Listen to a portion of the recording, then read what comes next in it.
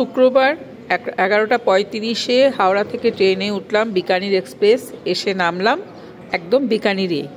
এখান থেকে বিকানিরে নামলাম আমরা তখন ভোর 6টা বাজে, তখনও বেশ ভালো অন্ধকার। সেখান থেকে আমরা লাগেজ নিয়ে বেরিয়ে একটা অটো ভাড়া করি। অটো ভাড়া করে একে একে সব এসে পৌঁছাই আমরা আমাদের নির্দিষ্ট গন্তব্যস্থলে। কিন্তু সকাল 6টায় যে অন্ধকার ছিল, 7টায় আমরা হোটেলে এসে পৌঁছই, সেই 7টাতেও কিন্তু সেই একই অন্ধকার। সূর্যের আলো আসতে প্রায় 7:30 পৌনে 8টা বেজে গেল। হোটেলের দূরত্ব খুব কম ছিল। স্টেশনে নেমে একটা অটো ধরে আমরা হোটেলে পৌঁছে গেলাম।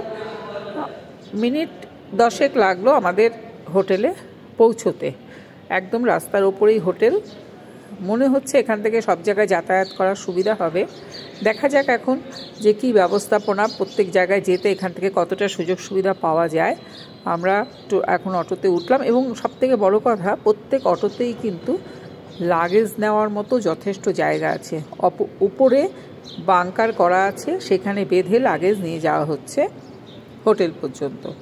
আসুন এবার আমরা হোটেলে যাই।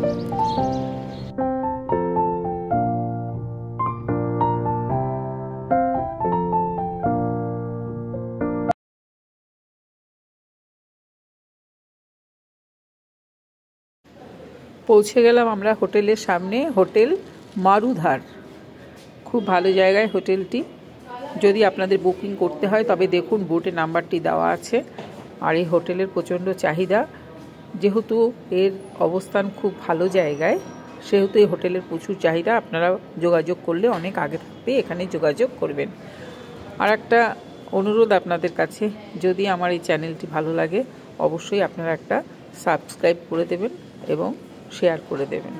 আর আমার পরবর্তী ভিডিও আসছে পুরো রাজস্থানের ট্যুর সম্পর্কে। এটা আমাদের বসার জায়গা। এখানে আমরা কিন্তু 30-32 জন অনায়াসেই বসে অপেক্ষা করতে পেরেছিলাম রুমের জন্য। এখনও রুম রেডি হয়নি। আমরা অনেক সকালে যেহেতু পৌঁছেছিলাম, সেহেতু রুম রেডি করতে একটু টাইম লাগছে। তত সময় আমাদের সামনে চা এসে গেল। আমরা চা খেয়ে নিয়ে এবার থাকলাম অপেক্ষায়।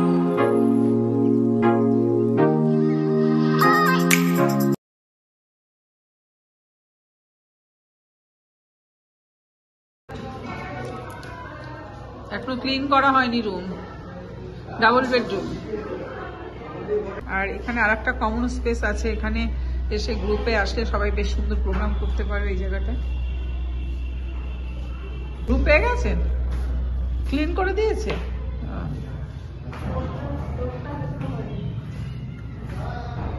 গ্রুপ ট্যুর করার জন্য উপযুক্ত জায়গা। সিঙ্গেল ফ্যামিলিও আসতে পারে, তবে গ্রুপ ট্যুরের জন্য রান্না করার ব্যবস্থা, খাবার ব্যবস্থা সেখানটায় এইভাবে অ্যারেঞ্জমেন্ট করা আছে। আমরা একটা ডাবল বেডরুম দেখিয়েছি, এটা আর একটা ডাবল বেডরুম। এটা একটা 3 বেডরুম, এখনো ক্লিন হয়নি যদিও। এটা একটা 3 বেডরুম।